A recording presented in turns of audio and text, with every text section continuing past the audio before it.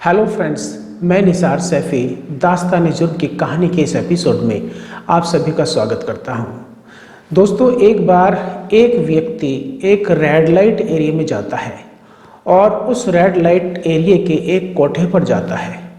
वहां का दरवाज़ा खोलकर जैसे ही वो व्यक्ति अंदर कदम रखता है तो ठीक उसके सामने लगभग 20 अलग अलग महिलाएं बैठी हुई थी, जो कि बहुत खूबसूरत दिखाई दे रही थी। बस उन महिलाओं में से किसी एक महिला को सेलेक्ट करने की देर थी और वो तुरंत उसके पास आ जाती। तो वो बारी बारी से सभी महिलाओं को बड़े ध्यान से देखता है कि किसको बुलाऊं और किसको ना बुलाऊं। जैसे ही एक महिला पर उसकी नज़र पहुंचती है तो वो महिला अपनी नज़रें शर्म से झुका लेती है। उस महिला की झुकी हुई नज़र देखने के बाद वो सोचने पर मजबूर हो जाता है और उसे लगता है जैसे कि मैंने इस महिला को कहीं ना कहीं पर देखा है। ये चेहरा जाना पहचाना सा लगता है, क्योंकि जिस तरह के उसने कपड़े पहन रखे थे ऐसे कपड़ों में उसने उसको पहली बार देखा था। इसके बाद वो उस महिला को सेलेक्ट कर लेता है और उसे कमरे के अंदर लेकर जाता है। जब उससे बातचीत करता है तो पता चलता है कि वो महिला कोई और नहीं है, बल्कि ये उसी की धर्मपत्नी है, उसी की बीवी है।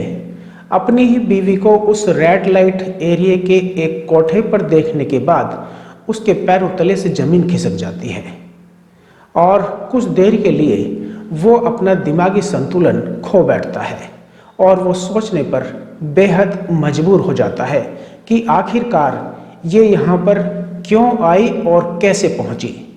काफ़ी सारे सवाल उसके जहन में बिजली की रफ्तार से दौड़ने लगते हैं और वो अब इन सारे सवालों के जवाब जानने की कोशिश में लग जाता है। और जब सारे सवालों के जवाब जो जान लेता है तो वो एक ऐसा कदम उठाता है जिसको सुनने के बाद शायद आप भी उसको सलाम करने पर मजबूर हो जाएंगे, क्योंकि किसी भी महिला से छोटी या बड़ी गलती हो जाए, चाहे वो जाने में हो या अनजाने में हो, तो उसकी गलती को माफ़ नहीं किया जाता है।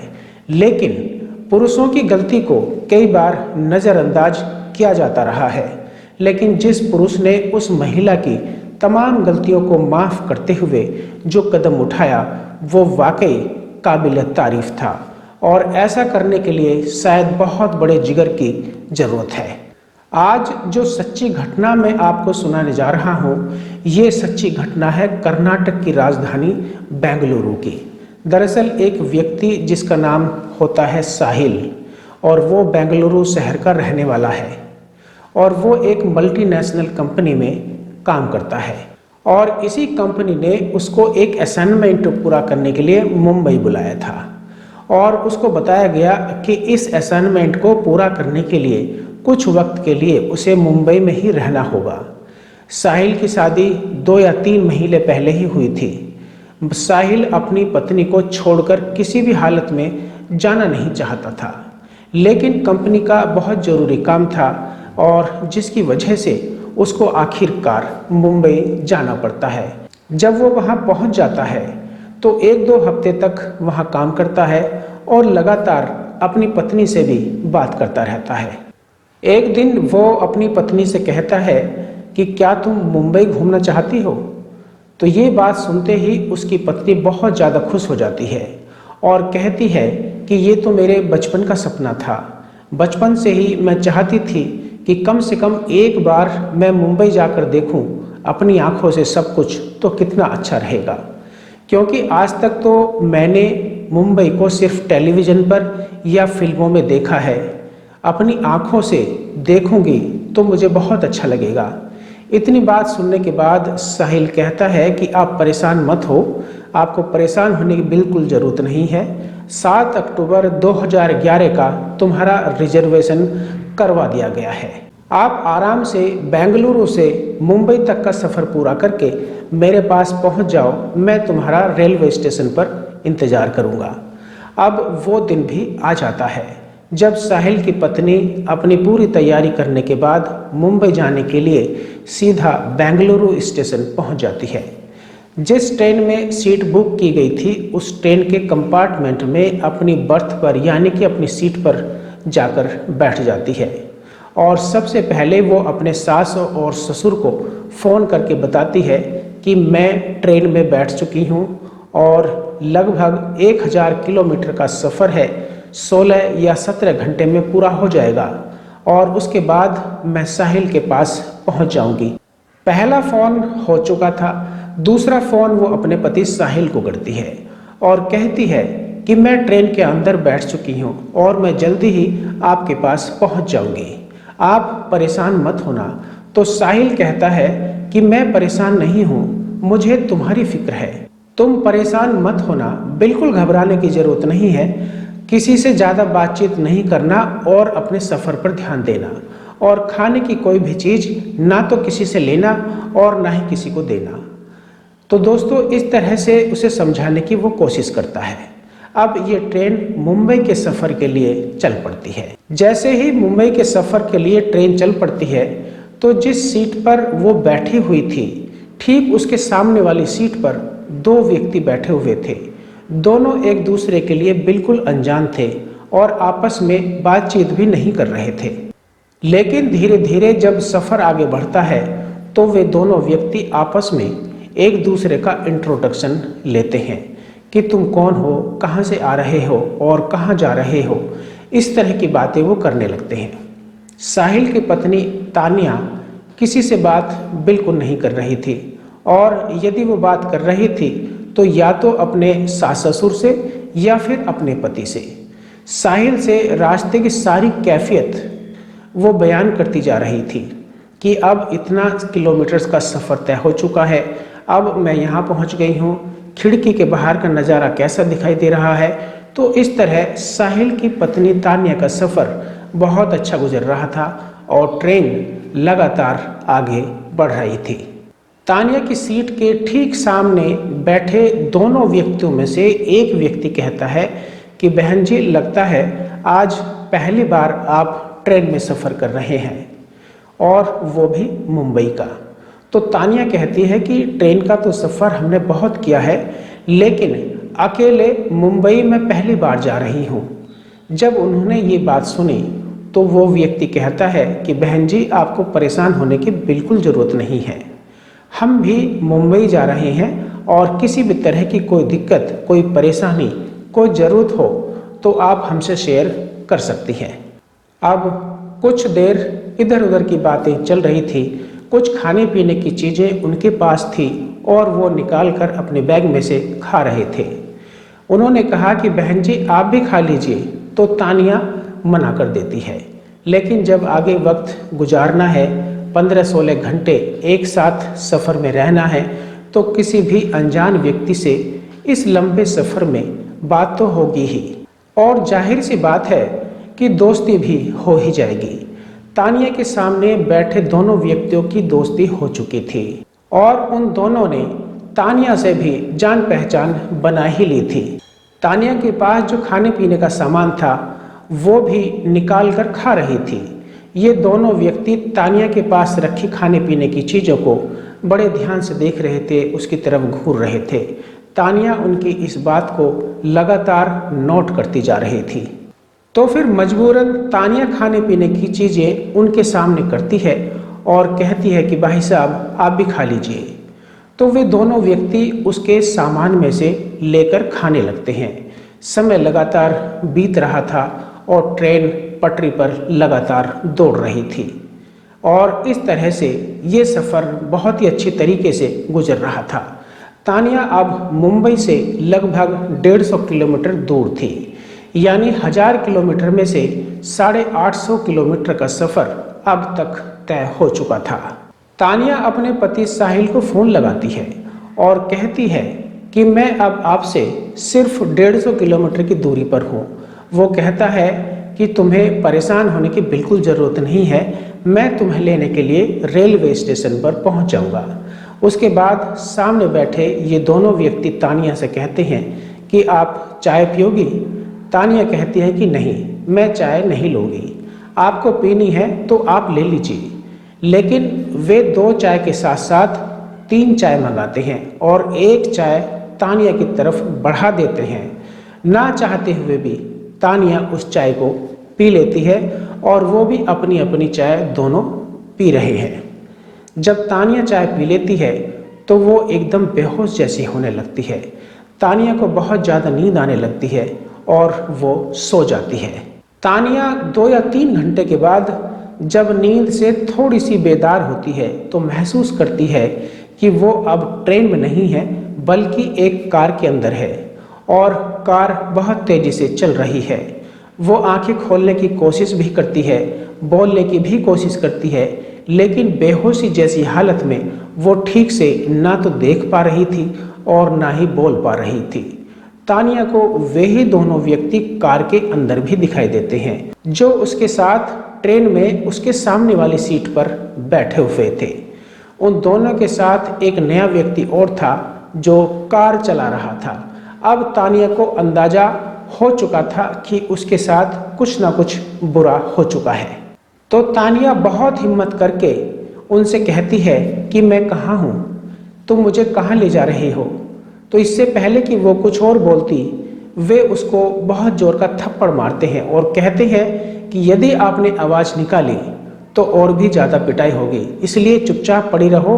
अब क्योंकि तानिया को चाय में कुछ जहरीली दवा पिलाई गई थी, इसलिए वो इस हालत में बिल्कुल नहीं थी कि वो उसका सामना कर सके या उनसे बचने के लिए उनके साथ लड़ाई झगड़ा या जिद्दोजहद कर सके।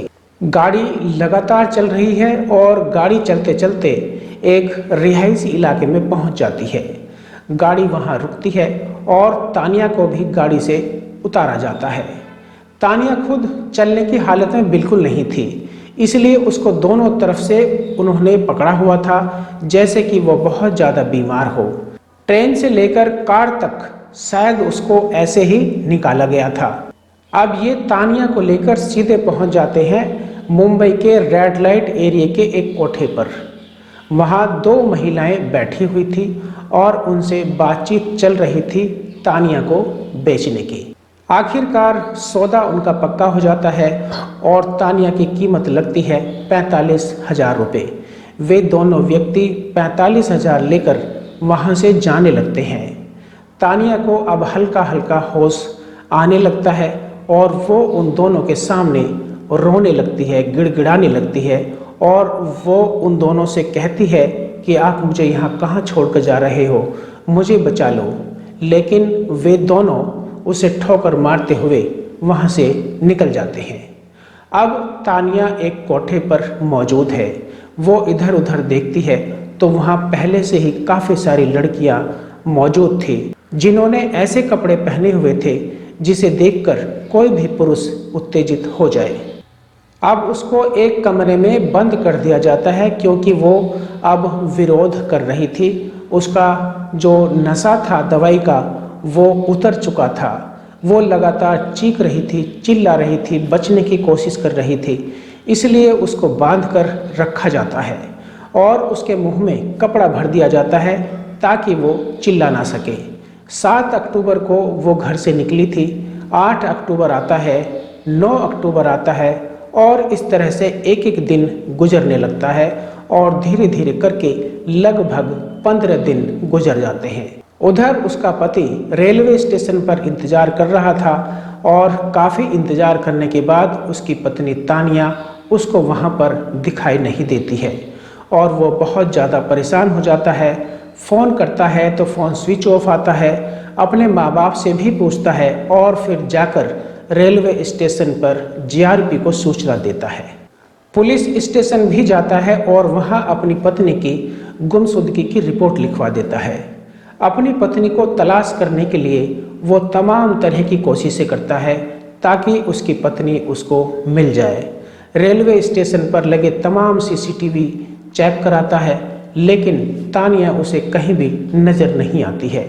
तमाम कोशिशों के बावजूद तानिया का कहीं से भी पता नहीं चल पाता है। उधर कोठे पर उसकी पत्नी पर जुल्म व सितम हो रहे थे। रोज़ उसको मारा पीटा जाता था, रोज़ उसको खाना भी नहीं दिया जाता था। जितनी हैवानियत उसके साथ हो रही थी उसने कभी इसका तसव्वुर भी नहीं किया होगा। 16वें दिन उस कोठे की मालिक सुनीता पुजारी कहती है कि अब तुम्हें बहुत दिन हो चुके हैं। आज यदि तुम किसी ग्राहक के लिए तैयार नहीं होती हो तो तुम्हारा वो हश्र करूंगी कि तुम जिंदगी भर याद रखोगी। वहाँ जो लड़कियां पहले से ही काम कर रही थी उन पर तानिया को मनाने का दबाव बनाया जाता है। वे लड़कियां कहती हैं कि तानिया अब तुम मान जाओ, क्योंकि यहाँ से घर जाने के सारे रास्ते बंद हो चुके हैं। अब तुम्हें यहाँ रहना ही होगा, यहीं काम करना होगा। अब तुम्हें यहाँ से छुड़ाने के लिए कोई नहीं आएगा। अब तुम्हें यहाँ से बचाने या तुम्हारी मदद करने के लिए कोई नहीं आएगा। इसके बाद आखिरकार तानिया टूट जाती है और उनकी बातों को मान लेती है, और तानिया भी पुरुषों को उत्तेजित और आकर्षित करने वाली ड्रेस, आकर्षित करने वाले कपड़े पहन लेती है। और आज उन 20-22 महिलाओं में से तानिया का नंबर था, क्योंकि ग्राहक ने तानिया को ही पसंद किया था। तानिया को लेकर वो कमरे में जाता है और वहाँ जाने के बाद जैसे ही दरवाज़ा अंदर से बंद करता है तो तानिया रोने लगती है, गिड़गिड़ाने लगती है और उससे रहम की भीख मांगती है। और डर की वजह से वो रो भी ऐसे रही थी कि उस कमरे से उसकी आवाज़ बाहर ना जा सके। उसकी आंखों से लगातार आंसू बह रहे थे। वो रोते रोते उस ग्राहक के पैरों पर गिरकर कहती है कि भैया मुझे माफ़ कर दो, मुझे इस दलदल में किसी ने धोखे से धकेल दिया है। मैं यहाँ पर अपनी मर्जी से नहीं आई हूँ। इस काम में या इन लोगों के साथ रहने में मेरा कोई इंटरेस्ट नहीं है। मुझे यहाँ से जाना है, मेरी आप मदद करो। उसने कहा कि मेरे पति का नाम साहिल है और वो एक मल्टीनेशनल कंपनी में नौकरी करता है। मेरे पति ने मुझे मुंबई घुमाने के लिए बुलाया था, लेकिन रास्ते में किसी ने मुझे चाय में नशीली दवा पिला दी और मुझे यहाँ तक पहुँचा दिया। वो अपनी परेशानी, अपना दर्द उससे बयान करती है। हालांकि कोठे पर आने जाने वाले व्यक्ति इतने शरीफ नहीं होते हैं, लेकिन फिर भी उसे तानिया पर रहम आ जाता है और इंसानियत के नाते उसने कहा कि मैं तुम्हारी क्या मदद कर सकता हूँ।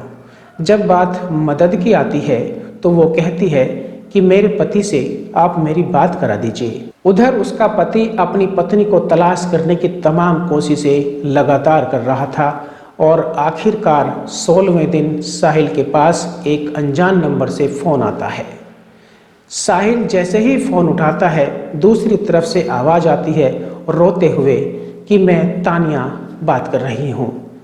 मैं कहाँ हूँ, मुझे इसके बारे में कुछ नहीं पता है। किसी भी तरह से मुझे यहाँ से बचा लीजिए।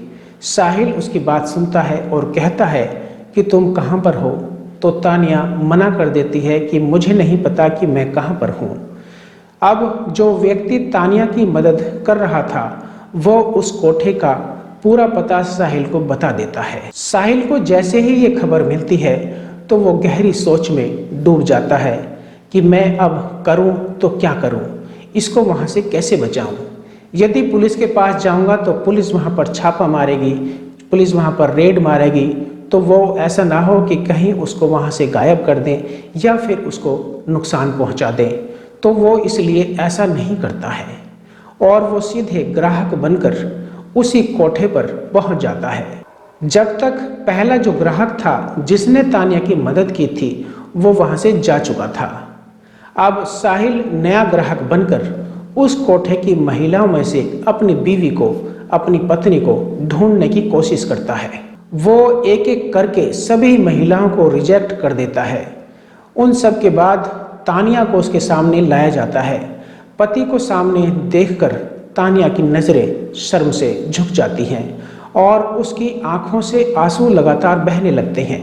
साहिल अपनी पत्नी को ऐसी हालत में देखकर हैरान और बहुत परेशान हो जाता है और फिर तानिया की तरफ इशारा करके कहता है कि मुझे ये वाली लड़की चाहिए।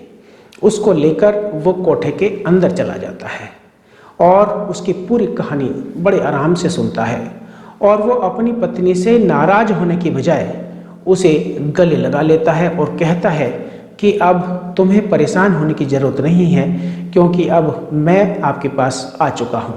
अब हमें ठंडे दिमाग से काम लेने की ज़रूरत है। हमें सोच समझ कर काम करने की ज़रूरत है। सोचो कि हम यहाँ से कैसे निकल सकते हैं। हम यहाँ से भागने की कोशिश करते हैं तो इनके लोग हम पर हमला कर देंगे और वो हमें मार भी सकते हैं, नुकसान भी पहुँचा सकते हैं। तभी साहिल एक तरीका अपनाता है और वहीं से बैठे बैठे पुलिस कंट्रोल रूम को फ़ोन करता है और पुलिस को 7 अक्टूबर से गायब होने से लेकर अभी तक की पूरी कहानी बता देता है और कहता है कि आप यहाँ पर जल्दी से पहुँच जाइए। मुंबई पुलिस ने बड़ी ही ईमानदारी से काम किया। उनकी जितनी भी तारीफ की जाए वो कम है। भारी पुलिस फोर्स वहाँ पर पहुँचती है और उस बताए गए कोठे पर छापा मारती है। कोठे को चारों तरफ से घेर लेती है। वहाँ पर एक एक कमरे की तलाशी ली जाती है। साहिल और तानिया भी एक कमरे के अंदर मिल जाते हैं।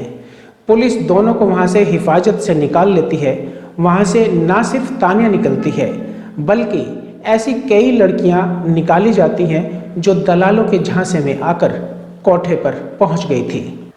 पुलिस ने कोठे की मालकिन सुनीता पुजारी और रमीता शेख के साथ साथ 2 और व्यक्तियों को गिरफ्तार किया और उन चारों की मदद से तानिया के गुनहगार उन दोनों दलालों को भी कई दिनों की मेहनत और मशक्क़त के बाद गिरफ्तार कर लिया। दोस्तों, साहिल ने बहुत ही अच्छा और बहुत ही नेक काम किया जो अपनी पत्नी की ज़िंदगी को बचाया। यदि कोई छोटे और कमज़ोर दिल वाला इंसान होता तो शायद अपनी पत्नी की इस गलती को देखते हुए उस पर तमाम तरह के इल्ज़ाम लगाता और शायद उसे वापस अपनी ज़िंदगी में शामिल कभी नहीं करता। लेकिन उसने इंसानियत का दामन बिल्कुल नहीं छोड़ा और अपनी पत्नी के साथ साथ और कई लड़कियों की ज़िंदगी बचाने का जरिया बना। साहिल का किरदार इतना बुलंद है, इतना ऊंचा है कि उसकी तारीफ में जितने भी बड़े अल्फाज कहे जाएं वो शायद छोटे पड़ जाएंगे। इस सच्चे वाक़ये से हम सबको बहुत बड़ा सबक लेना चाहिए। आज का वक्त किसी पर भरोसा करने का नहीं है, इसलिए जब भी आप घर से बाहर निकलें या कहीं दूर सफ़र पर जाएं तो बहुत ज़्यादा एहतियात बरतने की ज़रूरत है। किसी से ज़्यादा बातचीत ना करें, किसी को दोस्त ना बनाएं, किसी से अपनी कोई भी इन्फॉर्मेशन शेयर ना करें। न जाने कौन किस रूप में आपको नुकसान पहुंचा दे, जैसे कि इन दोनों दलालों ने तानिया को नुकसान पहुंचाया था।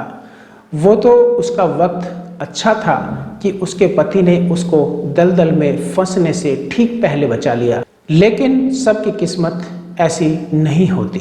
तो दोस्तों, आज के लिए सिर्फ इतना ही। इस कहानी को सुनाने का मकसद किसी का दिल दुखाना या किसी को तकलीफ देना बिल्कुल नहीं है, बल्कि समाज में हो रहे गुनाहों से और गुनाह करने के तरीकों से आपको आगाह करना है। दास्तान जुर्म भी बाकी है। हम जल्दी फिर लौटेंगे एक और नई कहानी के साथ। तब तक आप अपना और अपनों का ख्याल रखें। ये वीडियो आपको कैसी लगी कमेंट बॉक्स में अपना मशवरा ज़रूर दें।